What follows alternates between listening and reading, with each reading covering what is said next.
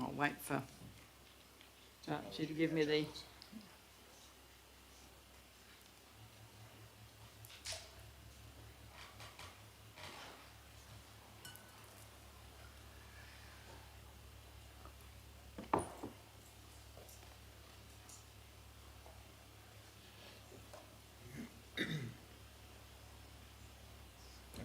Okay, welcome everyone to the Shire of Donnybrook Baling Up Ordinary Council meeting, Wednesday 22nd of February 2023.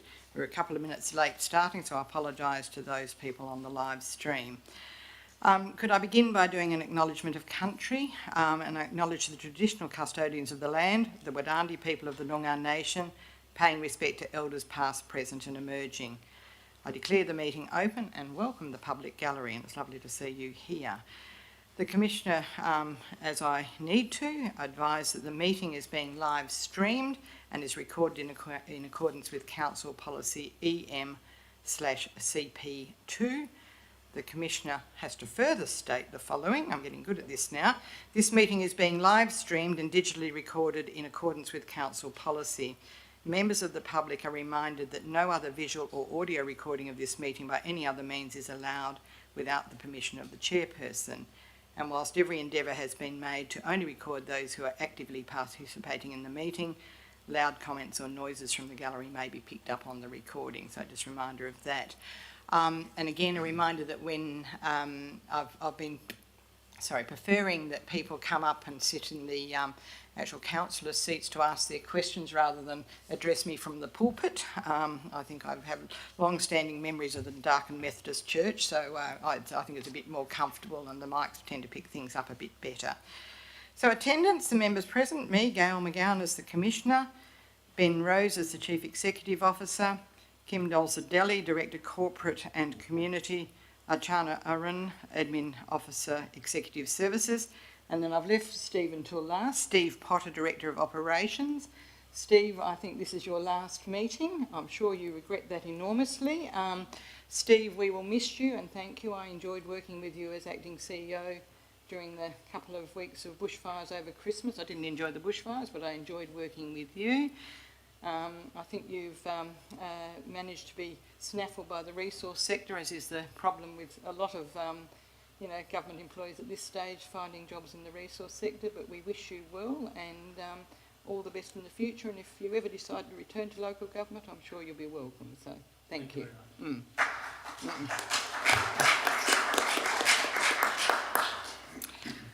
We have no apologies, no approved leave of absence.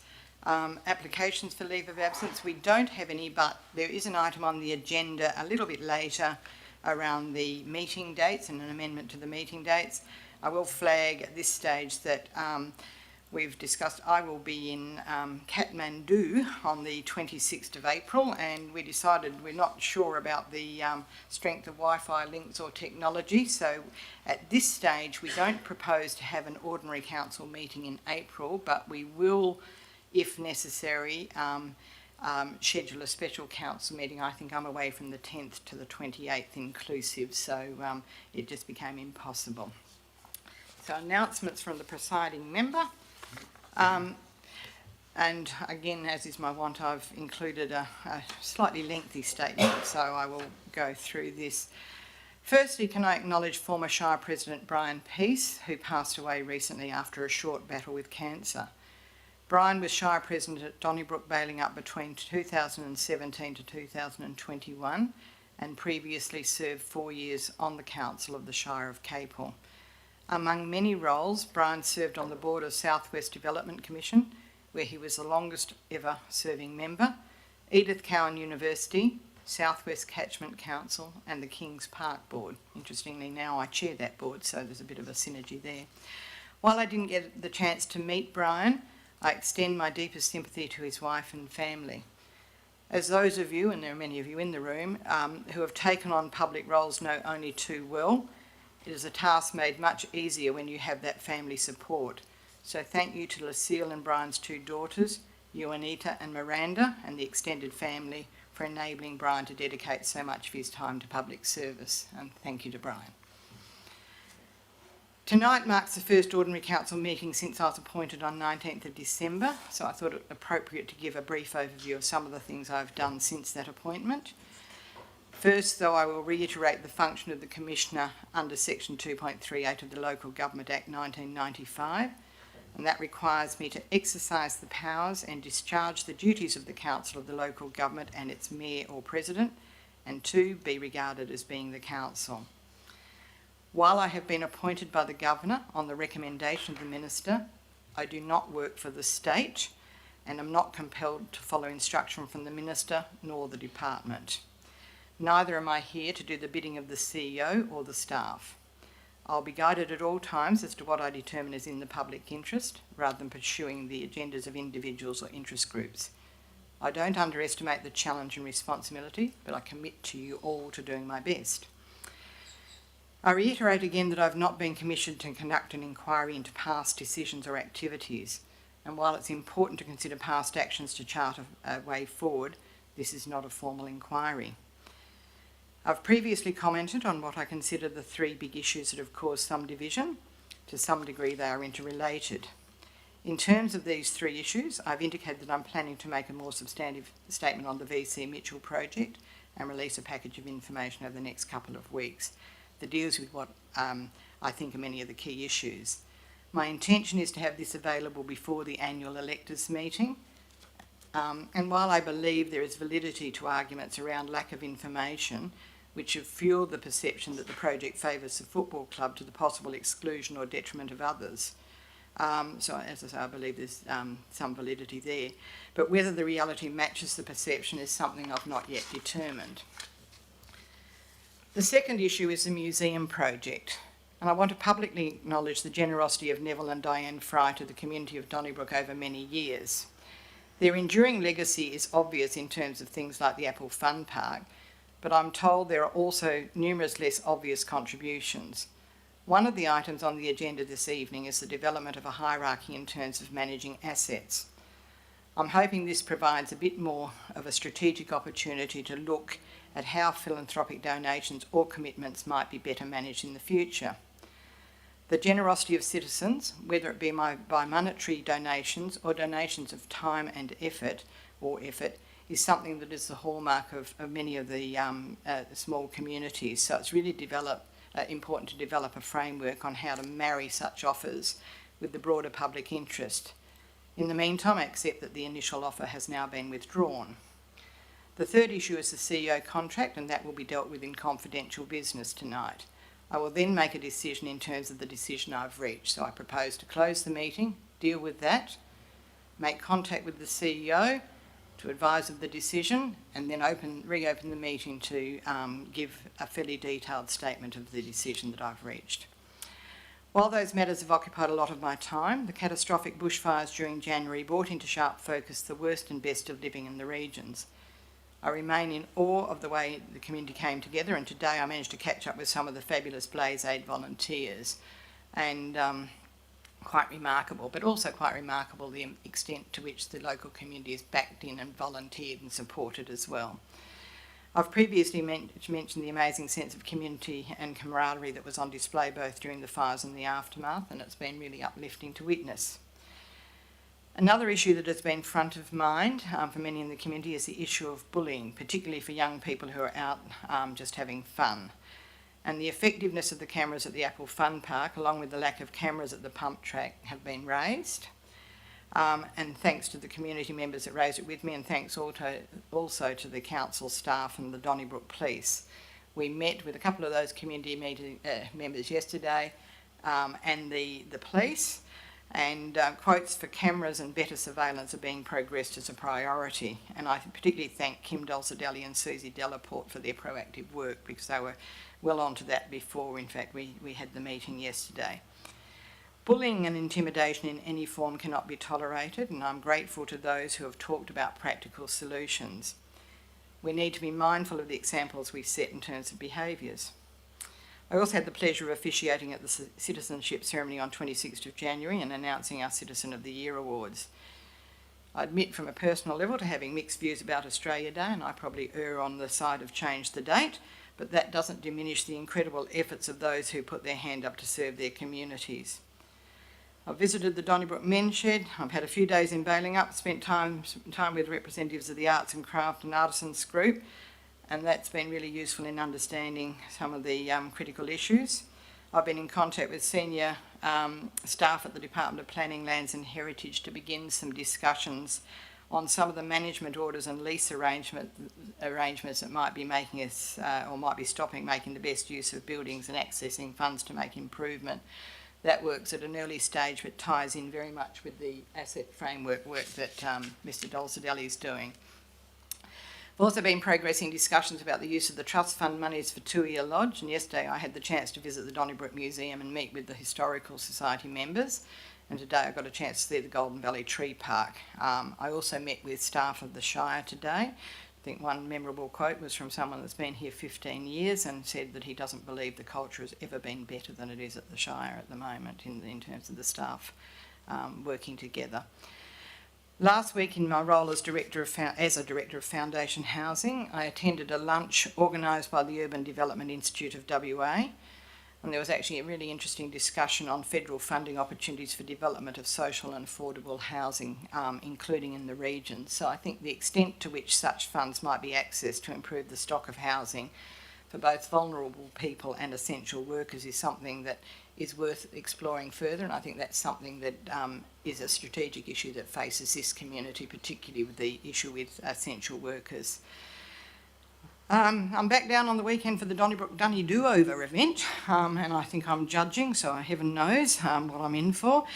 Finally, I've signalled a change in the way public question time is organised. First trial of that will be tonight. While we may have to modify things as we go along, my intention is to allow a longer period of question time and be more flexible in approach. I remind those seeking to ask questions to focus on issues and not individuals and be respectful in approach. And I'll also remind those in attendance that I'm not able to respond to questions that relate to matters considered confidential under section 5.23 of the Act, nor questions that I determine as not being in good faith.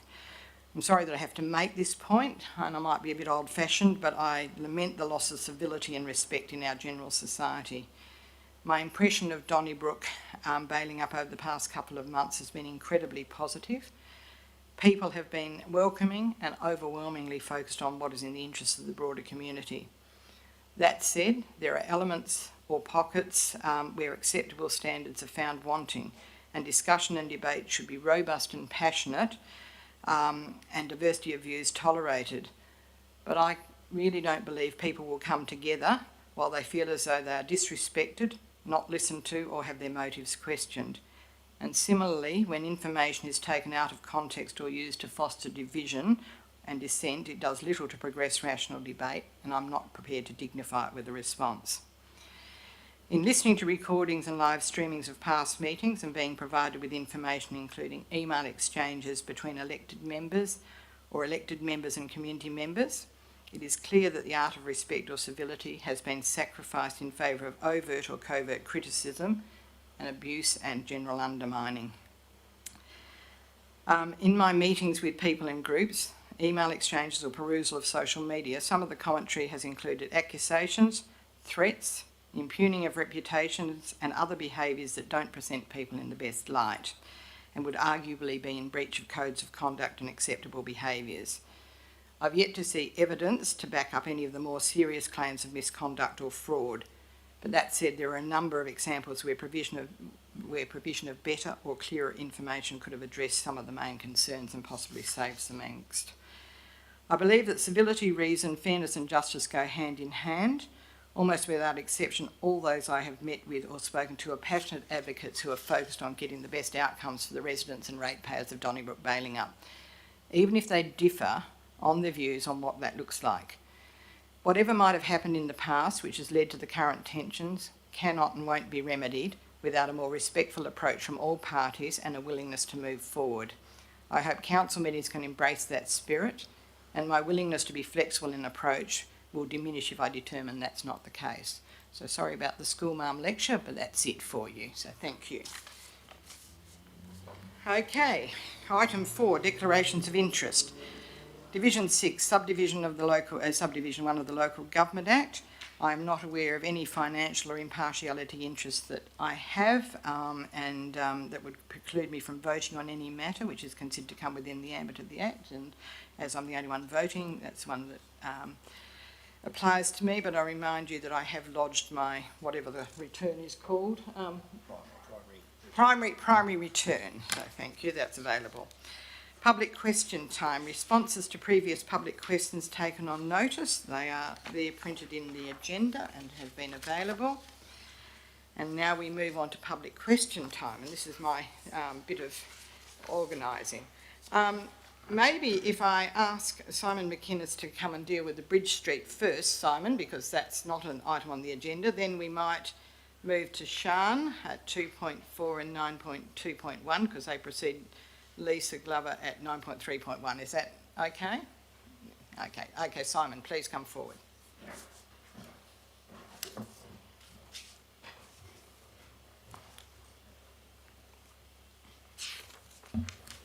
Okay. I'm asking this question on behalf of Deborah. Are you satisfied that I can do that, Madam? Well, I'm satisfied provided you're prepared to attest on the public record that you have the appropriate authority. I do. I rang him this morning. Mm-hmm. Okay. Bridge Street. In the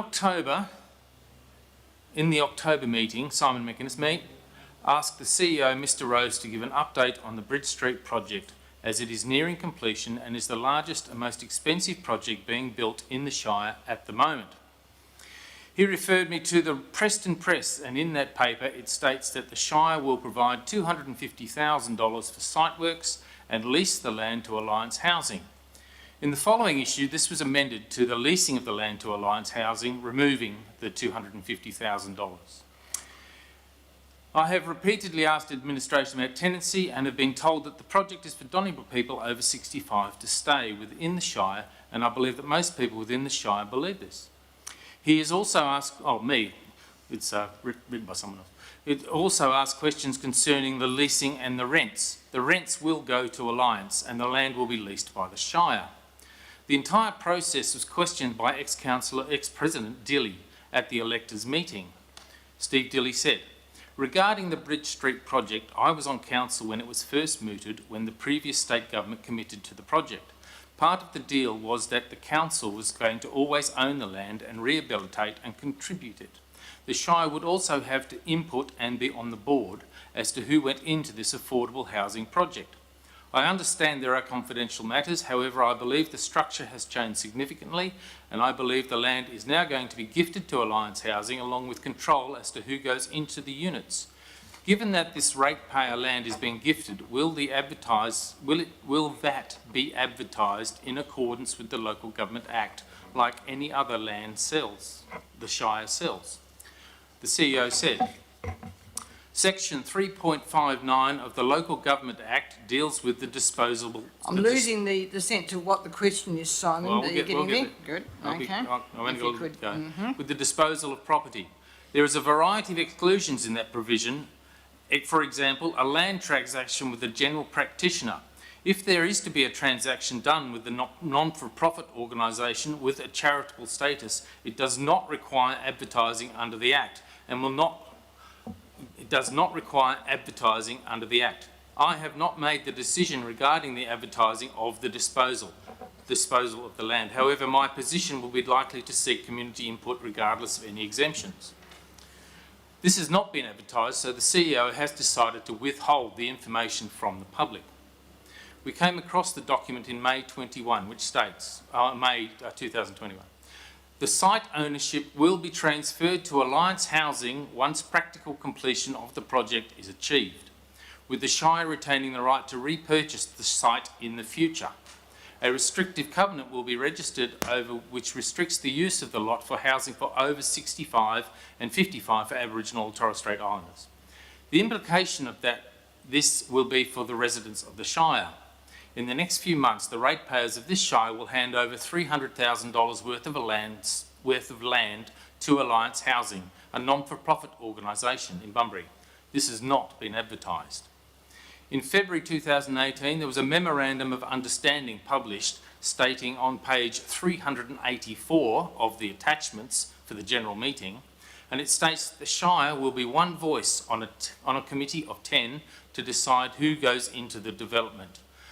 The makeup will be 30% to the Shire from their waiting list. Can I just ask you to get to your question, Simon? And 70% to Alliance, made up of people from the emergency waiting list of the State Housing Authority. This equates to 3 units out of 10 built for the Donnybrook residents and 7 units for Alliance. This has not been advertised. I asked for an update in October to the largest and most expensive project currently in the Shire and was told to look at the paper. Will you update the ratepayers on their generous donation? Okay, thank you. So it's an update on the Bridge Street project and a question around the tenancy in terms of the Shire and whether the land has been gifted effectively. My understanding is that there is an intention to gift the land. I don't know, I'll ask the CEO to expand on some fine details and I may come back and say some more. Thank you, Madam President. I would like the opportunity to be able to work with you to take the question on notice so I can provide some detailed information in the minutes or in the agenda of the next meeting. I can't recall all of the specific details. Very clearly, yes, the land will be gifted to Alliance Housing. However, there are first right of refusals for repurchase of the land value only, not the land and buildings. There's a few other provisions in there that I wouldn't mind the opportunity to take the time to write it down, check it off with the Commissioner and provide the response in writing. And I'm happy with that. I'm also aware that in terms of the requirements under the Department of Communities Housing, that some places have to be reserved in any of these things for, people off the vulnerable social housing list. I know that from, so we will get some detail. Yes, but I undertake to get a detailed update on the Bridge Street project for you, addressing those things. Thank you. Okay, I might move to Sian and item 2.4 if I could. So, Sian, please. So, Sian Brackenridge from Donnybrook. Blackledge. Blackledge, sorry, yes, I'll get them all right. Thank you. Yeah. Mine is regarding 9.2.4, which is the register. As this item only pertains to a report and not to any decision making on behalf of the council, why is it being deferred? 9.2, hang on. So in March 2022, the council made a decision that a report would be presented to the March. Yes. And it's only a report, there was no decision making attached. Okay, this is the asset, yes, partly at my request, because I think that it is a substantial strategic issue for the council. It will take some time. The council has something like 127 buildings that on its asset register. I think we're now, having visited places like the Blue Guide building, the museum and a couple of other buildings around town, I think there is an opportunity to actually look and in fact taking the broader perspective, the more strategic perspective of how we might consider some of the, what I call in my old Crown land days, we used to call it lazy land. It's almost the lazy buildings that are no longer serving a useful purpose. In fact, whether there's a higher and better value use either for those or for the land on which they sit. And I think that work will take some more time. So I've asked Mr. Dolzadeli to put a paper to this meeting, but also I think it's something that a council, a full council would want to have an interest in because it's something that will I have agree strategic with that, but I believe it's only a report and nothing. Yeah. So it'd be good. They've had 11 months to prepare a report. Yeah. Well, it's my decision on that one. Thank you. Okay. Second one is 9.2.1, which is the financials. Under section, I haven't got my reading glasses on, by the way. Under section 2.7 of the Act, councils oversee local governments' finances and resources. Now, if councillors do not ask the money questions, do you believe residents and ratepayers can and should? I believe there is a place for residents and ratepayers because they have a right under public question time to ask questions. I mentioned at the last meeting that I thought that sometimes the information was going down to too granular a level and it's more detailed, and I'll stand by that comment. I'm more than happy to take what I consider questions that are much more strategic in nature rather than how many tissues do we buy at the IGA this week. But equally, I will also state that I've asked for a further meeting, well, for quarterly meetings or thereabouts of the Audit and Risk Management Committee to be scheduled, because I'm conscious that I am acting as a council of one. I think we're trying to get a meeting established in the same week as we have of the electors meeting. So short answer is yes, but there'll be a little bit of a yes, it depends, because again, if they get down to the granular level that I don't believe is actually assisting the business of the meeting, I will ask you to move on. No worries. Okay. And one other thing with that was there's no credit card run in this month's financials, so assuming there was no credit card expenses. I will ask Mr Dolcedelli if he's got any comment on that. Thank you, Madam President. Madam President, I do apologise. Thank you, Commissioner McGowan, and thank you for the question. No, there were some credit card transactions during the month. They will be reported to Council. Effectively, we hadn't prepared all of the sign-off on those prior to the deadline for completion of the report. That also happened in the month from memory of September. If you actually go through all of the attachments, then what you'll actually find that whilst 1 month there were none reported, that the last credit card number, the very next report that they are reported in, the sequence does follow. So there are no missing transactions. It's a case of the timing of actually reporting those transactions. Yeah. Thank you. Okay. Ms Glover, 9.3.1, committees and committee membership.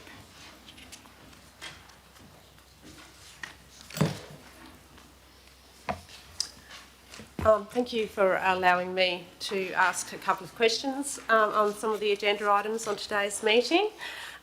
So what I noticed in the agenda was that it was looking for, obviously, we need to have representation in the Warren Blackwood Alliance of Council, and also the Warren Blackwood, I've got the acronym here, the Climate Change one, too, which is quite a long acronym.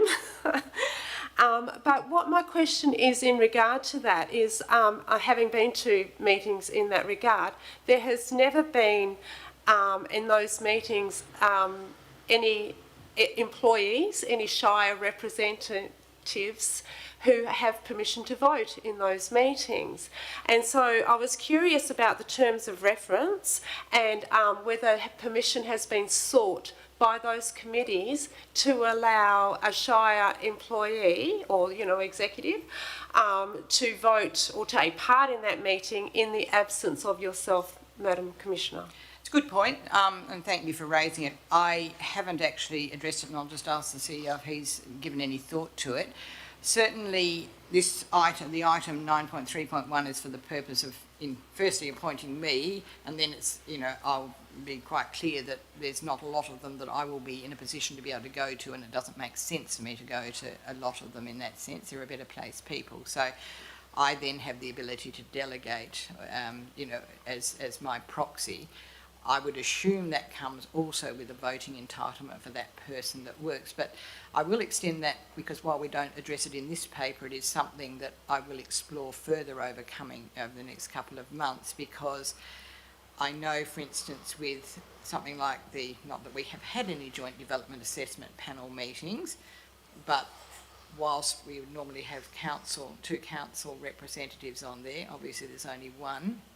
I know, for instance, under the Planning and Development Act, there is an ability to have a community member represent, so that's another option to look at as well. But CEO, Thank you, Madam Commissioner. The Warren Blackwood Alliance of Councils constitution includes the ability for officers or nominated staff of one of the member local governments to vote. In relation to the climate change impact reference group, Mr. Potter, do you recall the terms of reference in terms of officer voting in that group? Because I'm not sure. My recollection of the terms of reference is that the elected members for each of the local governments are the ones who vote on that particular group. Okay. So just, sorry, if I could, Mr Potter, what you're saying is because I've been to those meetings and it has, although, staff members have attended, it is only the elected members who vote or have permission to vote on that committee. In terms of the practice, that's the way it's been conducted. However, I think we would need to go back and have a review what the terms of reference are. It may require us to go back to the actual Warren Blackwood Alliance of Councils and perhaps seek permission for an officer to vote at that meeting in the current circumstances, so we can have a look at that. Or seek confirmation that if an officer is attending as my proxy or delegate, that they have voting rights. But CEO, you had something. Thank you, Madam Commissioner. The recommendation is to appoint the Commissioner as a representative onto those bodies, or the CEO, or if the CEO subdelegates. It may be, in the instance of the Climate Change Impact Reference Group, that an officer can attend and have input, but not be a voting party, a part of the voting process. We'll That check is that, the usual practice in that committee. I'm not sure about the other one as well, so I'm wondering if there perhaps needs to be considered a small amendment to that in that regard to defer that part to seek clarity rather than go through and, just to seek clarity on that. Yeah, look, I think we'll still proceed with the actual agenda item tonight, but I'm quite prepared to actually ask and get clarification for any of these committees, because as we have done here, and for instance, the Department of Local Government, Sport, Cultural Industries has confirmed with a number of instances where the legislation requires, for instance, 2 councillors or a certain number to form a quorum, where there's just a commissioner, we satisfy the requirements with just one person. I am assuming that a pragmatic solution in that, situation is also that where me or my delegate is attending those meetings and would ordinarily have voting rights, that they would continue on, but we will need to make sure that's understood by each of the groups. So That would be correct. That would be a good process. Thank you.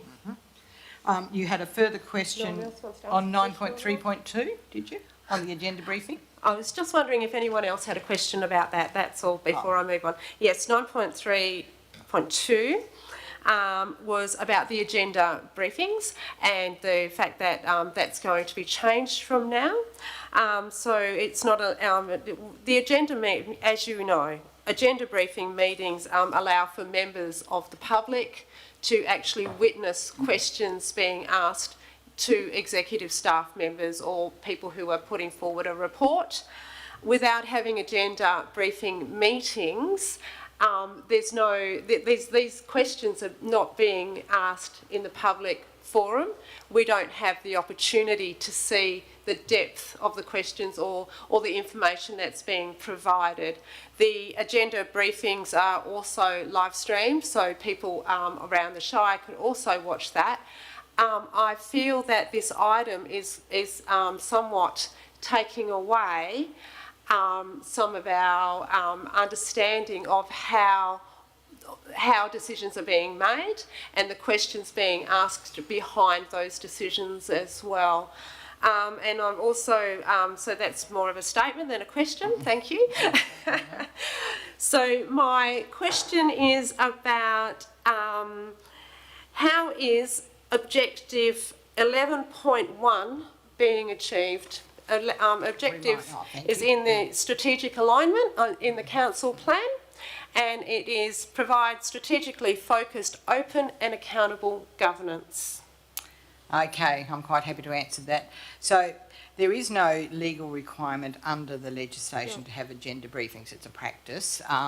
There are a couple of practical things. One is the agenda briefings as scheduled conflict with my Midwest Ports Authority Board, but equally in conversations with the governance people at the department, they advised that of the view that it probably didn't serve a great deal of purpose for me to hold public agenda briefings in that sense. So in my consideration of that, in acknowledging that it does take away that one opportunity, and it was live streamed, was a couple of things I have done, including the potential expanded question time and trying to be, when there's something that I consider is requiring a little bit more explanation, to spend a bit more time during the council meeting proper, in the time that would ordinarily have been taken for debate between members, so that provides that opportunity there in the question time, and also to try and provide a little bit more by way of reasons and logic and any advice, and also during particular issues, if I need to ask further questions of officers, I'll do that in that public forum. Because I note that what the objectives are for agenda briefing sessions, and it is for, you are replacing our councillors, so it's about for the executive to brief yourself, and so that's in a public format, so we won't get that as members of the public, and also for councillors to ask questions to better inform themselves about the agenda items as well. So those objectives of those meetings are now no longer being met as a result to the change of that. I think they're being met in a different way. Yeah, so thank you. Thank you. Yeah. Okay, thank you. Any further questions before we move on? No. Okay, thank you. We now turn, I have to find my place again, so bear with me. Item 6 it must be. We don't have any petitions, presentations, deputations, so we move on. Confirmation of the minutes of the special meeting of council, which is of the Commissioner of the 25th of January. And they are attached, they have been published. I am comfortable with those minutes, and I am happy having considered the recommendation to declare those minutes carried. Is that all confirmed? I think is the right term, so thank you. Okay. Reports of committees, we have none. I did mention at the outset that I have asked Lauren to convene a meeting of the Audit and Risk Management Committee, so I anticipate that will be on the meeting of or the same week of the special meeting of electors. And I'm also involving, or suggested involvement of members of the Audit and Risk Committee in a couple of other areas as well. So we'll move with that, and I'll appreciate their involvement. Okay, item 9.1, the Director of Operations. It says, Neil, Steve, is there anything you wish to say at your final meeting of the Council? Thank you, Madam Chair. I might just say a few words if that's okay. I guess wanted to say... I gave him no warning of this. Yeah. That I have, thoroughly enjoyed my time here at the Shire of Donnybrook Baling Up. I've been here for 4 years, and I've grown both professionally and personally during that time, and made a lot of strong connections with a lot of people from the community, and wanted to thank everyone in the community for their support. Also wanted to, I guess, acknowledge the councillors who we worked very closely with over that 4 years. We worked with a number of councillors, and there's been a lot of, I guess, vigorous debate and so on during that time, but I think on the whole we've been able to work constructively together. I think we're going through a bit of a tricky period at the moment, but hopefully that's just a temporary period and we can all get back together and sort of move forward as one. And I guess finally I really wanted to acknowledge the staff, the Shire staff. It's a fantastic team that we work with in there, very committed, hard-working people, and I think it's really important from the community's perspective to, I guess, recognise the hard work that is done in there. There are people who are going over and above to do good things for the community, and I think we really need to appreciate the work that they do. So thank you once again, and I look forward to coming back and visiting Donnybrook into the future as a visitor. Thank you. Thank you. And we just hope you return to local government at some stage. Okay, Director Corporate and Community, you get the exciting bit of the accounts for payment. Sorry, Kim? Yes. So could the schedule of accounts paid under delegation is presented for public information. So anything by exception? Nothing, no. Okay. No, Madam Chair. Okay.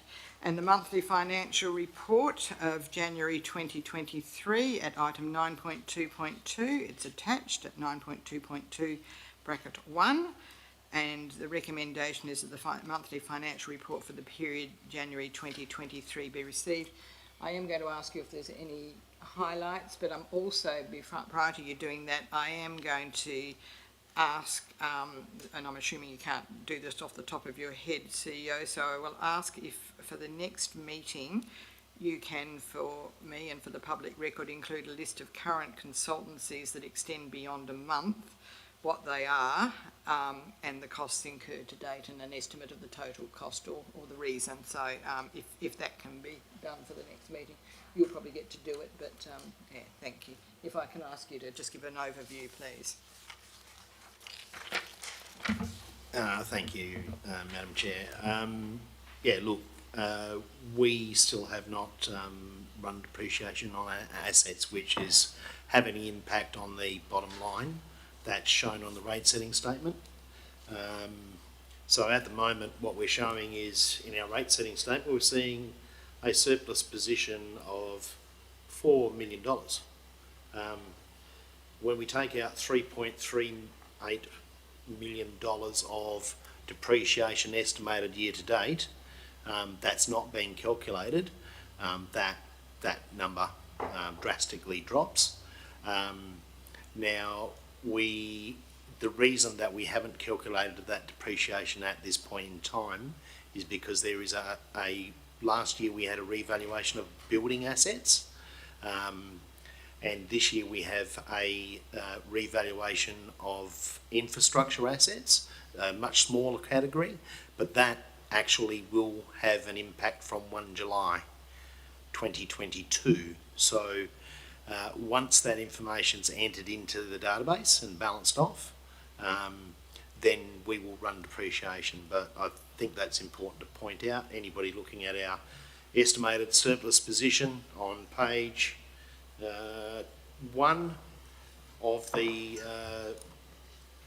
statement of financial activity, I'd raise an eyebrow. It would raise my eyebrows to go, well, hang on a minute, why have you got a $4 million surplus when your year-to-date projection is $133,000?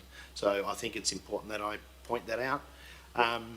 Probably not to labour on the actual report that's contained within this agenda, but we will be putting a full budget review document to the March meeting of Council. So we've commenced that work. We've got some good stuff happening. So in terms of, for example, interest earnings, one of the things that I will always do, and within reason, I'll overestimate certain unknowns, or I'll put a little bit more meat into those. So, for example, the proposed loan for VC Mitchell Park, whilst interest rates have gone up and up and up, basically the calculations within the budget would still cover the repayments at the current interest rates. On that, well, I've also submitted a formal application to the WA Treasury Corporation. I expect we should hear by the end of this week as to the outcome of that application. The budget review that will come to Council in March is likely to have a number of changes in it. We've had some positions that have been vacant for a period of time, certainly in this employment market. Steve's probably not going to help with that. So in some circumstances, when you don't have the staff on ground, you need to actually use contractors to actually get the work done. We can't just stop and not provide the service to the community. So in terms of interest earnings, conversely, what we've seen is we did budget for increased interest earnings on monies held, but certainly not to the extent of the increase. So I'd suggest that we're probably going to be just in two line items about 70k up, which is a good outcome. keep your eye out for the March agenda, and welcome any questions when that budget review comes out. And one thing I did, thank you, Mr. Dolzadeli. One thing I neglected to say was that I have asked the CEO and the staff to make sure that the agenda papers are published a full week before the meetings as well in future. So that was that one. So thank you for that. Now, so I'm prepared to move and then subsequently carry that the monthly financial report for the period ended January 2023 be received. So I'll consider that carried. So thank you. Okay, the gazettal of the district boundary change. Now this one is, I think, a fairly straightforward. I think we gain 3 and lose 4, or yes, I think. And this was something that was considered by the previous council in June 2022, and I think simultaneously by the Shire of Boyup Brook. It's now gone through its formal processes and gazettal has occurred. Is there, so I've got to move the formal motion, but is there anything that that people won't know about, or did you want to explain anything on it? Or yeah, okay, all right. No one had mentioned any questions. So the resolution is that council or the commissioner notes that the governor has made orders to change the district boundary to the new district boundary is in accordance with the joint proposal by the Shire of Donnybrook, Balingup and the Shire of Boyup Brook to the Local Government Advisory Board. The orders were published in the Government Gazette on 27th of January 2023, and the new boundary is effective on 28th of January 2023. So I'm prepared to move that and carry that, and thank our ratepayers that have now moved to Boyup Brook and welcome our new ones that have come to us from Boyup Brook. So we now have some different ratepayers. So, okay, now this probably is the more substantive item, and I've flagged it in my introductory comments, and there was obviously the question by Ms. Blackenridge in terms of the building asset service level hierarchy framework. As I say, I will indicate that I was the one that was keen to defer getting any full report back, but I will ask Mr. Dolzadeli to give a little bit more of a background to what we're trying to do, and I might add a couple of words afterwards. So over to you, Mr. Dolzadeli. Thank you, Commissioner McGowan. First of all, I'll just make comment in terms of what is the building service level hierarchy, and then I'll get to why are we asking for it to be deferred. Effectively, what the building service level hierarchy is designed to do is actually give us information and go through a process to actually prioritise the 127 buildings that the Shire has control over. And that process should identify, one, what's most important. And importantly in that, and to me, one of the most important things is that that prioritisation is done with input from council, a full council that is representing the district, and that once that has occurred, we actually engage with the community. So one, we engage with the whole community, and we also engage with special interest groups. So like if we're talking about a particular building and the Scouts happen to be in there, and they have been for the last 20 years, guess what? We need to talk to them before any final decisions can be made. So certainly it was the intent of officers to effectively do a prioritisation of all the buildings, bring that to council workshops, and you'll find that that's noted in past recommendations that have been to council. It's still what we want to do as officers that we're proposed to do. It's not an overnight process. We're talking about 127 buildings. The reality is that with 127 buildings, no shire this size can afford to maintain them at 100%. No shire. So we need to be smarter about what we do. If we do have, as the Commissioner stated before, lazy assets that are sitting there, that we spend money on maintenance because, you know, you can't have a building, for example, that may endanger the public. If we've got 14 halls around the district, how many of those are utilised? Is there a better way that we could utilise those? Is there something that we could do to look at those and provide a singular facility instead of having two facilities, as an example? One facility that is better maintained rather than two facilities that are not so well maintained.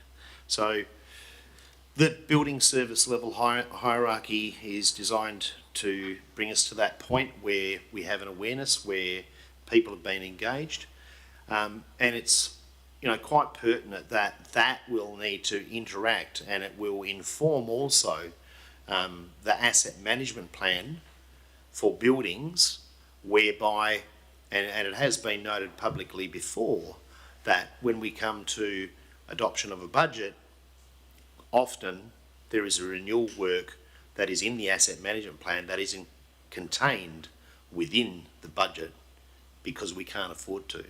Now, by having the service level hierarchy in place, it makes sure that the priority buildings are getting the money, and that it's not just up to an individual to decide, well, we can't afford it all, what are we going to leave out?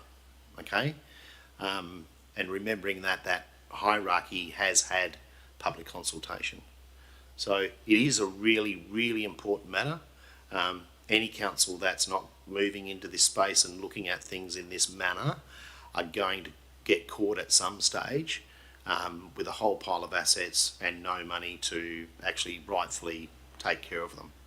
So, you know, times have changed. I spent 7 years at the Shire of Kojonup. 20 years before I got there, or 25 years, they used to have 12 cricket teams. In the period of 7 years that I was there, they had a cricket team twice. Larger farms, bigger machinery, and there were halls throughout that district, and they had a place in the right time. I don't prejudge what we've got here, but I think it's very important that we do look at it and inform ourselves. Thanks, Mr. Dolzadati. And look, it does extend on, and I think it's partly, I think Mr. McGuinness asked a question at the last special council meeting around the assets and some of those, and I think it ties in with that as well.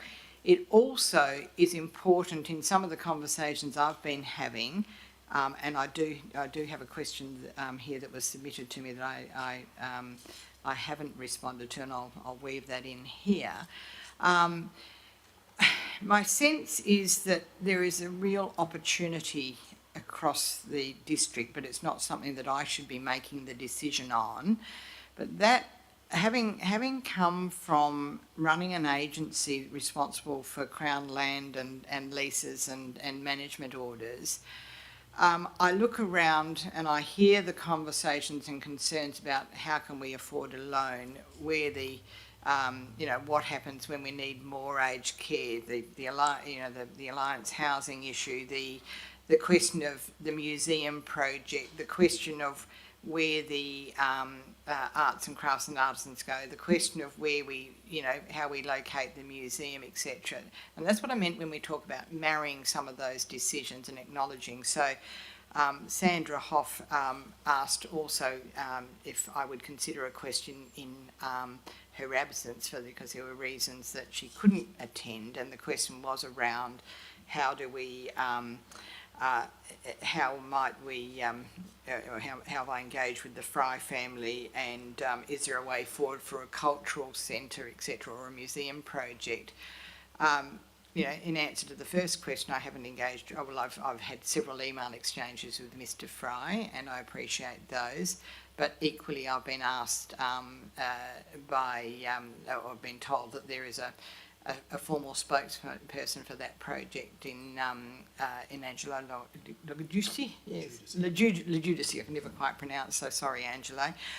So I've been going through that channel, but I think the bigger picture issue to me, and I'm still, working through this, is there are enormous opportunities. I look around and people keep on pointing to the land here and the land there and the land over there, etc. And I'm seeing lots of things talked about for individual sites, and even the work of VC Mitchell, and Kira Strange, who is our very competent senior planner and about to be acting as the Director of Operations during the recruitment phase. So congratulations, Kira, and good to see the female representation picking up. But one of the questions I have, Ms. Glover, this is a little bit what you would get in agenda setting from me, so that's why I'm doing it in front of a full council, is how do we look strategically at the highest and best value use and what the opportunities are? So, for instance, are there some of those assets where some rationalisation over time might be instrumental in either funding something else, paying down debt, allowing for another project? And I'm not sure that strategic big picture work has been done to the extent that it could, particularly taking on board some changes in government, state government policy around the way they deal with their lazy land and opportunities now coming through at the federal level for funding for other things. So that's where I want that piece of work to probably lift to that next level as we go through it. So I hope that explains it a little bit in that sense as well. So the recommendation is that Council or the Commissioner defer a report back to Council with respect to the building service level hierarchy framework as adopted at the Council meeting held 23 March until after the ordinary local government election scheduled for October 2023. I am prepared to carry that, but again, Mr. Dolzidelli, I'm wanting to make sure work doesn't stop in the meantime, so I want that assurance. Yeah. Okay, thank you. On the public record, Commissioner McGowan, it won't stop. Yeah, thank you. Okay, 9.2.5, consideration to write off rates. And this one is, the recommendation is that Council, the Commissioner, approve the write-off of rates and charges excluding the emergency services levy raised in the 2022-2023 financial year in relation to Asset A 3093, otherwise known as 2113 Donnybrook Brook Road, Yabberup. Can I just thank the staff for this one, because this is something that the individual concerned hasn't approached, to my knowledge, the Shire to request this. This relates to the property that was lost in the recent bushfires, and in recognition of the hardship and the loss, I think the staff approached me to see if I'd be prepared to have something come before Council to write off the rates. Could I also acknowledge Christy, the woman concerned, who may not even know this is happening, I'm not sure, but one of the things when we were up at Blaze Aid today was that they did mention she'd been up there helping and volunteering there. So I am extremely happy to both move and carry this one, and thank the staff for being so proactive with it. So thank you, all of you. Okay. And I would just remind people that in the body of that agenda item, there's quite a bit of information that has been included on various support services and mechanisms. So it's just a useful reminder again of the help that's available out there. Okay, 9.2.6, policy rescindment, financial/CP1 COVID-19 hardship policy. I think this is fairly perfunctory as well, in that government has now withdrawn the state of emergency, and so therefore this policy as such doesn't is no longer required and needs to be rescinded. However, we move back to the more general provisions on hardship if required. So is that anything further you need to? Yeah, look, I would like to just I guess briefly just say to anybody that is here today or anybody that's watching the live stream is the hardship provisions were really about just COVID. We have embedded within the Local Government Act, there are provisions for special arrangements for ratepayers for whatever reason that they're not able to meet payment of their rates at a certain, or at the due date or what have you. Yes, the notices go out and you've got 35 days to pay, or you can pay in instalments, but aside from that, anybody that needs to make a different payment arrangement is welcome to contact our rate officers. Those arrangements don't come to council. There's a delegation in place. Officers make those decisions, and certainly in 38 years of being in local government, and for a lot of those heavily involved in the rates area, it's very, very rare that we would ever deny a request from a ratepayer. The only time that would occur is when, I guess at the end of the day, we've had promise after promise after promise, and nothing's occurred. So, it's, we're not here to make life hard for people. Life can be hard on its own, and we all go through different situations at different times, and likely to be impacted ourselves at one point in time. And quite frankly, if we're not, then we should count ourselves lucky. Thank you.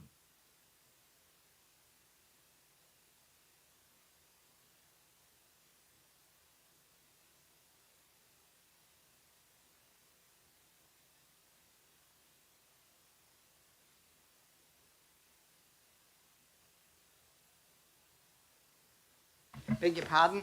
Item, I forgot to turn on my microphone, so my apologies. Item 9.3.1, Shire Committees and Councillor Group Membership. This is the one that Ms Glover asked a question on. The recommendation, I'm not going to read out in its entirety. It is up there for people. I will just ask, because I've just written this on the fly, but in light of the question, CEO, I've written in here as an additional recommendation, and I don't know the process here, and I know we're going to do it regardless, but confirm that where appropriate, voting rights will pass to the delegate in the absence of the commissioner.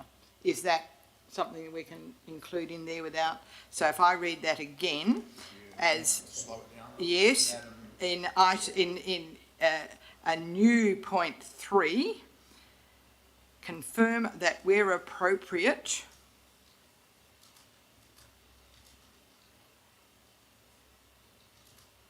voting rights will pass to the delegate in the absence of the commissioner.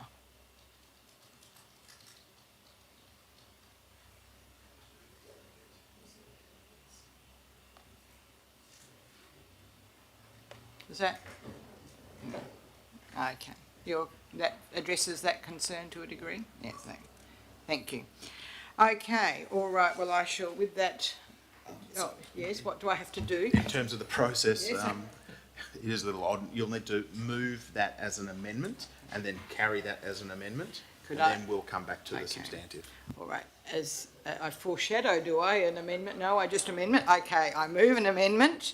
I'm still on my L plates, as I say, that we have that new clause in there as read out.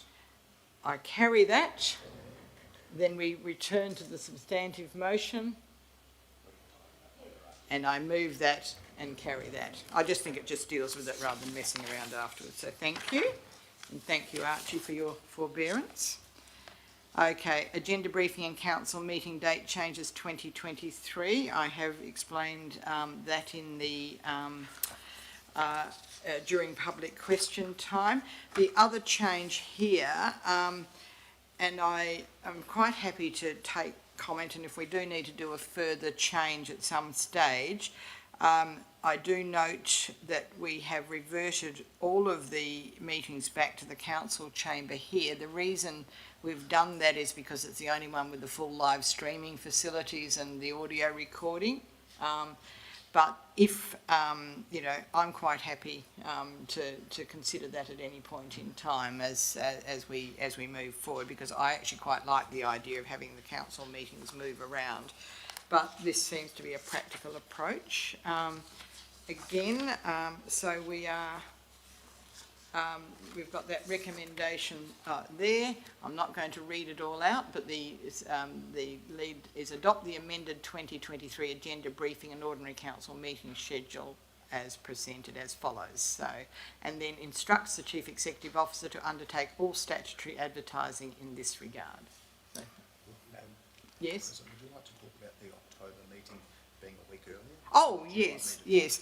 Yeah, there's another one I would like feedback on because the council elections are scheduled from memory for the 21st or 22nd of October, 21st of October, which would mean the ordinary council meeting would be held within a couple of days of the council elections.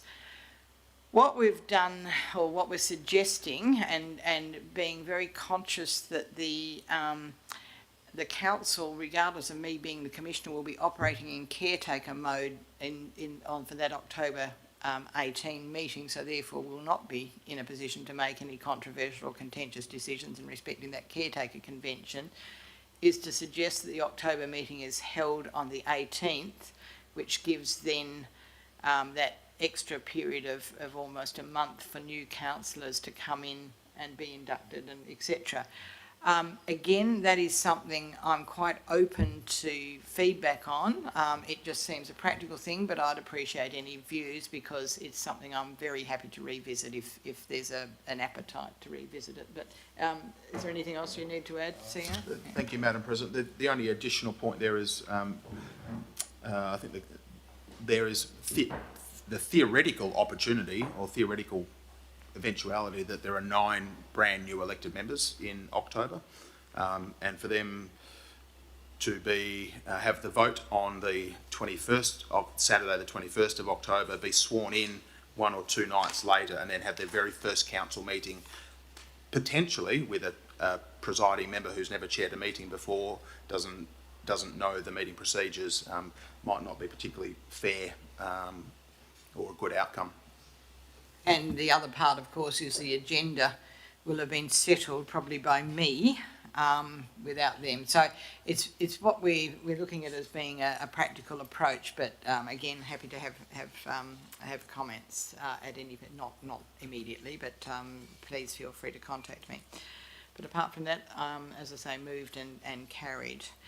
9.3.3, local government ordinary election. So we've been written to by the Electoral Commission and with the quote for the WA Electoral Commission carrying out the election on behalf of the Shire. I'm quite happy to move that. I will. Just for the record, but I don't think it needs a formal declaration because I'm at so much arm's length. I happen to personally know both the Electoral Commissioner and the Deputy Electoral Commissioner by virtue of my work and other associations. The Deputy Electoral Commissioner worked as one of my staff at one stage, but it hasn't influenced anything there. And I think we've always used the Electoral Commission and there's no reason to change. So absent anything else, the motion as it stands before me is that the council declare in accordance with section 420(4) of the Local Government Act 1995 the Electoral Commissioner to be responsible for the conduct of the 2023 ordinary election together with any other elections or polls which may be required, and 2, determine in accordance with section 4.6.1 (2) of the Local Government Act 1995 that the method of conducting the election will be as a postal election, and 3, instruct the Chief Executive Officer to allocate $40,000 including GST within the 23-24 draft budget to cover the cost of the local government ordinary election. So I'm happy to move and carry that. As a side note and for information, my understanding is if it hasn't already this week, there was to be either debate or further movement on the local government reform bill. I haven't had the chance to have a look and see where it's progressed to, but that I don't think there's anything too substantive that changes here, but I do think there are reforms afoot around preferential voting and the like. So probably for those that take a keen interest, you may want to watch the parliamentary sort of debates website and follow that. So that's that one. Item 10, elected member motions of which previous notice has been given. There are none. Item 11, new business of an urgent nature introduced by decision of the meeting. None. Item 12, we now move to matters for which the meeting may be closed.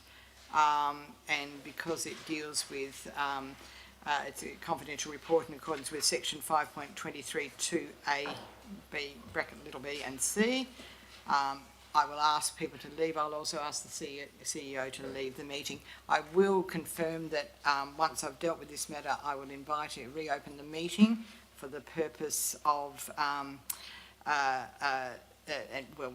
once I've dealt with it and advised the CEO of the outcome, I intend to reopen the meeting for 12.2 and make a statement. So I don't anticipate that will be long, so I'll invite you to stay. Thank you.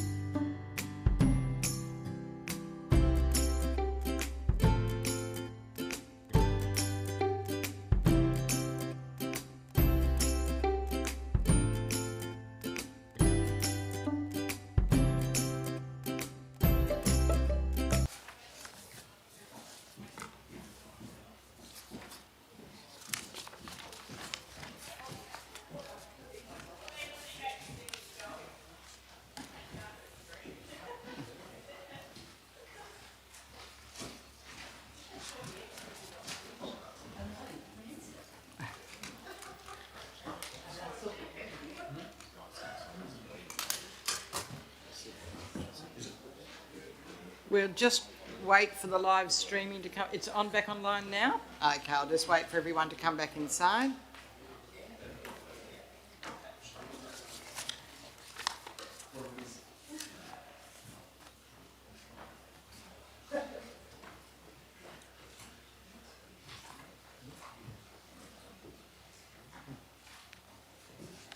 And I'm sorry it's a bit hot because I'm going to make you sit through a bit of history or another statement.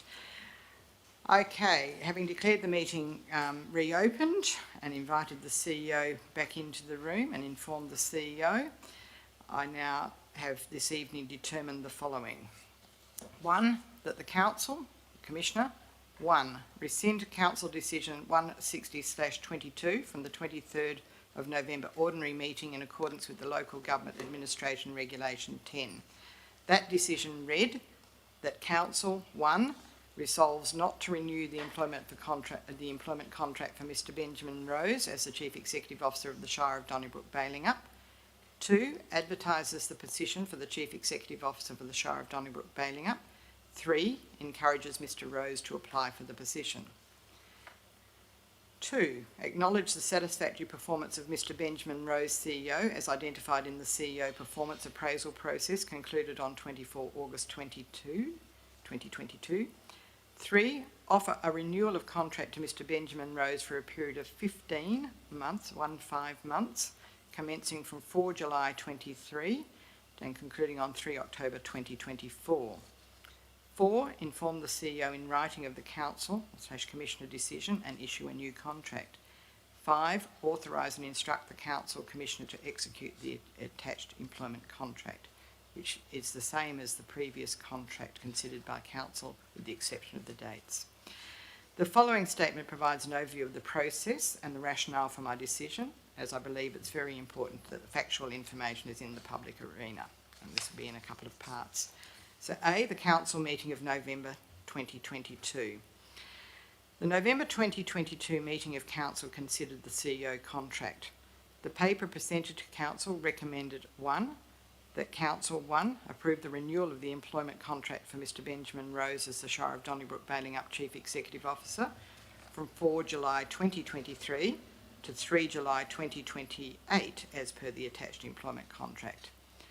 2, authorise and instruct the Shire President to execute the attached employment contract. Background provided to enable Council consideration of this matter included advice that Mills Recruitment, Peter Casey, had been engaged to facilitate discussion and negotiation in relation to contract renewal in line with the July Ordinary Council resolution. The reviewer conducted a review of contract documentation, standards, WELGA templates in the period from 8 August 2022 to 8 September 2022. The CEO performance appraisal process was held during this period. At the Ordinary Council meeting of 24 August 2022, Council voted 9-0 to note that the performance review had been undertaken in accordance with statutory and contractual requirements and endorsed an overall performance rating of meets performance requirements. Further liaison occurred with all councillors on this matter in October and November 2022. The proposed contract presented for Council consideration reflected contemporary contract format. The motion was moved by Councillor Atherton and seconded by Councillor Newman. Before this substantive motion was considered, an amendment was moved by Councillor Gubler and seconded by Councillor Mills as follows. 1, that Council 1 approve the renewal of the employment contract for Mr Benjamin Rose as the Shire of Donnybrook Balingup Chief Executive Officer from 4 July 2023 to 3 July 2025 as per the attached employment contract. 2, authorise and instruct the Shire President to execute the attached employment contract. This amendment was lost 3-6. At this point, Councillor Glover foreshadowed an alternative motion which was seconded by Councillor Gubler. The substantive motion, that is the one initially recommended, was then considered. This motion was lost 4-5. The foreshadowed motion by Councillor Glover then came up for consideration. That Council 1 resolves not to renew the employment contract for Mr Benjamin Rose as the Chief Executive Officer of the Shire of Donnybrook Balingup. 2, advertises the position for the Chief Executive Officer for the Shire of Donnybrook Balingup. 3, encourages Mr Rose to apply for the position. This alternative motion was carried 5-4. A further foreshadowed alternative motion by Councillor Atherton to reappoint Mr Benjamin Rose from 4 July 2023 to 3 July 2026 lapsed as the foreshadowed alternative motion had already been carried. Sorry, that was a fairly long-winded. B, CEO Performance Appraisal Report, August 2022. An important part of the process is the annual performance appraisal process. The 2021-22 performance appraisal was facilitated by Mr. Peter Casey from Mills Recruitment in accordance with the performance criteria established under sections 5.38, 5.39, 5.39 capital A of the Act and the regulations addressing model standards for the performance review of local government CEOs. The process included consideration by a performance appraisal working group established by the Council and meetings between that group and all elected members.